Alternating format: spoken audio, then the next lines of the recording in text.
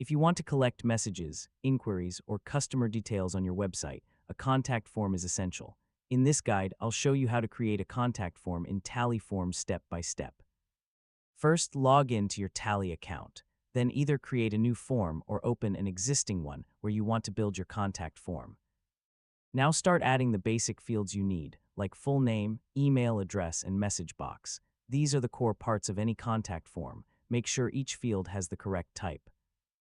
For example, set email as an email field so it validates automatically. To ensure you get complete submissions, mark important fields like name, email, and message as required. You can also customize the look of your contact form by adding headings, descriptions, or a simple welcome message.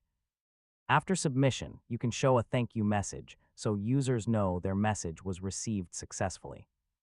Before publishing, preview your form to make sure everything looks clean and works properly on both desktop and mobile. Once you're ready, click Publish. You can copy the link, embed it on your website, or share it directly with your audience. After your form is live, all submitted messages will appear in your Tally dashboard in real time.